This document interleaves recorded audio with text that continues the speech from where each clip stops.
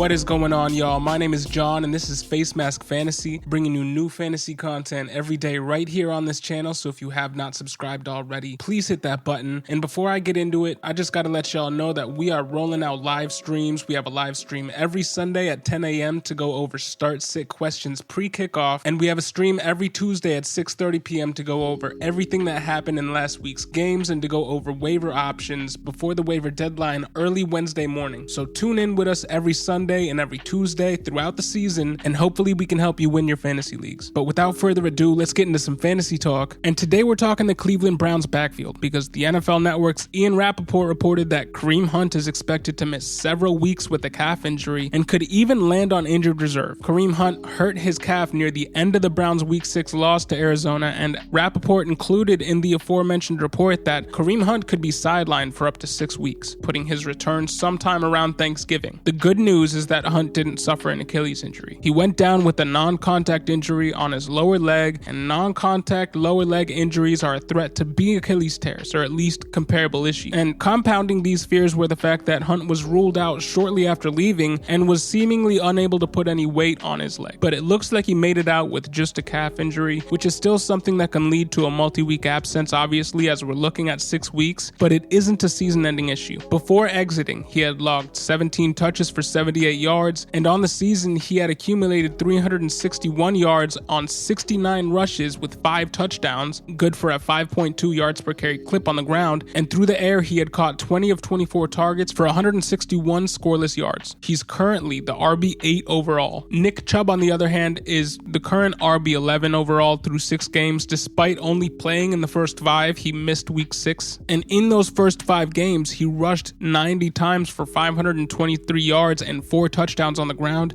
and he caught 5 of 5 targets for 35 yards and no touchdowns through the air, again despite missing week 6. Looking at that split, Nick Chubb had gotten much more work on the ground, and Kareem Hunt had gotten much more work through the air, and as we know, a single target counts almost twice as much as a rush does for fantasy purposes when projecting how a player's workload equates to fantasy value. So while Hunt had been used more sparingly through the first 5 games they were both healthy, their value was equalized by the fact that Kareem Hunt's getting them targets. He has out-targeted Chubb 24-5, but both are RB1s when playing together, and both are elite RB1s when playing without the other back healthy. But what happens when both are injured? If Chubb is forced to miss more time due to injury, the aforementioned Demetric Felton and D'Ernest Johnson will split work in their absence. Rookie running back wide receiver hybrid Demetric Felton would see some of the passing game work, with Johnson presumably taking over the Browns' primary early down back role. Felton has 8 catches on 9 targets for 90 yards and a touchdown this year, but has received no work on the ground up to this point. And D'Ernest Johnson has 3 rushes for 11 yards and 1 reception for 7 yards. Now the Browns are back on the field in 3 days for Thursday Night Football. Felton and Johnson are the next men up if Nick Chubb, who is dealing with a calf injury, remains out for the Browns' date with Denver. But what can you expect from these 2 backs? D'Ernest Johnson has had a really roundabout route to the NFL thus far. He was technically part of the 2018 draft class, but he was not signed as an undrafted free agent out of college because at his pro day he ran a 4.81, which gets prorated to a 4.86, so straight up he doesn't have NFL speed at the running back position. He started out his career in the Alliance of American Football League, the AAF, and after leading that upstart league in yards per carry through the 8 games that league was active before folding, he was signed as a camp body by the Browns and ended up making the team that year behind Kareem Hunt and Nick Chubb. He finished 2019 with 4 rushes for 21 yards and 6 catches on 7 targets for 71 yards, no TDs in 2019. And in 2020, he stuck around on this roster again as a depth running back, but in week 4, when injury struck for the Browns again, D'Ernest Johnson came off the bench for an injured Nick Chubb who exited in the first quarter after having his leg rolled up on, and Kareem Hunt didn't play either because he was limited in practice throughout the week with the groin injury. So with the backfield to himself, D'Ernest Johnson rushed 13 times for 95 yards on October 4th, 2020. On October 5th, the very next day, Nick Chubb went on IR, and in the following week, while sharing the backfield with a then banged up Kareem Hunt, D'Ernest Johnson rushed 8 times for 32 yards, catching his only target for 4 yards in Cleveland's Week 5 win over Indianapolis. For the second straight week, Johnson flashed explosiveness, and I remember he was a hot waiver claim after that first week, and many had high hopes for him after that second outing. Then Hunt came back all the way healthy, and Johnson was relegated to mop-up duties. He rushed rushed 4 times for 1 yard, failing to catch his lone target, and saw more than 3 touches only once more on the entire 2020 season, rushing 4 times for 24 yards in week 14 last season. With their 2 lead backs in the fold, he was an afterthought, and I expect much the same from him this season. But with their 2 lead backs injured, he was basically their bell cow, and I expect much the same from him this season for as long as Kareem Hunt and Nick Chubb are out. The Cleveland Browns are the #1 team in the NFL in team rushes per game, and 27th in the NFL in team pass plays per game, which plays very well into D'Ernest Johnson's skill set, much more than it does into Demetric Felton's. In the league's heaviest rushing attack, I expect Johnson to be a low-end, volume-based RB2 with touchdown upside, and I expect Felton to be in the mix through the air. He might see some work on the ground, but if his usage this year has been any indication, they'll want to use him through the air more than they want to use him on the ground, which would make sense considering his background as a player. The Browns selected UCLA wide receiver running back Demetric Felton with the 211th overall pick in the 2021 NFL Draft. Felton racked up 2,258 all-purpose yards during his final 2 seasons at UCLA, mixing in literally all phases of the game. And at his pro day, he ran a 4.59 40 and ran the 3-cone drill in 7.31 seconds, which for his size, usually pass-catching running backs have excellent athleticism measurables, but Demetric Felton really doesn't. He was 23 when the season started, which is old for a rookie, and the stat line that he had in week 2, a win over Houston, is his claim to fame thus far in the NFL, a game in which he caught 2 of 2 targets for 51 yards and a touchdown. Outside of that week 2 performance, he's been used sparingly despite the team not having OBJ or Landry for large swaths of the season thus far. So where does this leave us for fantasy? I believe Chubb is a buy right now in season 1, as he gets arguably the biggest workload in the NFL, largely to himself for like 5 weeks when he comes back. And I think Hunt is a buy right now too, because he was seeing enough work through 5 games to be an RB1 with the presence of Chubb. And I think that trend continues as long as both are healthy and in the lineup. But in the interim, while Hunt is out and while Chubb is questionable, am I trusting any other Cleveland back? Only D'Ernest Johnson, and I'm not expecting a ton, because really when we come right down to it, we're chasing a borderline NFL talent at the most replaceable position in the NFL for a 1 to 2 week fill-in who has the ceiling of about 15 to 18 points if he can reach 100 yards on the ground and net a TD. But he has a single-digit floor despite playing in the league's heaviest rushing attack. And the passing game work will likely be going elsewhere with Felton in the fold and Landry most likely due to be returning soon, if not by next game, the game after that. So if you're starting him, you're basically hoping for a 2020 week 4 performance from D'Ernest Johnson. You're hoping for a touchdown, and you're hoping for him to reach 100 yards on however many carries he gets. D'Ernest Johnson is only a pickup if you are desperate for this week and need a bye week fill-in, or if you've been riddled by injury at the position yourself. But this is not somebody to sink significant fab into, expecting to be able to play him for the next 5 or 6 games. Because I believe once Chubb is back, D'Ernest Johnson reverts back to being an afterthought. And if you don't need a running back this week, it's safe to leave him on your wire for somebody else. As far as Felton, Jarvis Landry may or may not be ready for Thursday Night Football, and Odell Beckham Jr. picked up an injury in last week's game, a shoulder injury that could keep him out of this next game, and even if he is active, it could keep him on a snap count, which would mean more available targets, more available snaps for Demetric Felton. Despite that, I'm not touching him in season-long leagues. I'm only in on him in Dynasty, as in 2022, I could see him playing more wide receiver snaps as the 3rd or 4th wide receiver on this team, as Landry and Odell are both cut candidates after this season, with the Browns most likely looking for extra cash and cap space with which to sign Baker Mayfield to a lucrative contract. So in 2022, this wide receiver depth chart could look like DPJ, Anthony Schwartz, and Demetric Felton, giving him the upside of a Duke Johnson. But I don't know if I'm counting on that this season. I still think there's a role to grow into here, and it's clear that the team doesn't view him as a running back with the ways in which they've used him on the field thus far. Literally no rushes to date for Demetric Felton. So what do you guys think about the Browns backfield? Do you think, like me, that Chubb comes back sooner than later with the need the team has at tailback right now and is thus a buy? Do you think that both Chubb and Hunt are buys in season-long leagues and dynasty leagues for contenders? And do you think that D'Ernest Johnson has a shot at low-end RB2 value as long as both backs are banged up? Let me know what you guys think about this entire backfield, Felton included, in the comment section below. My name is John with Facemask Fantasy, bringing you new up-to-date fantasy content every day right here on this channel. So if you have not subscribed already,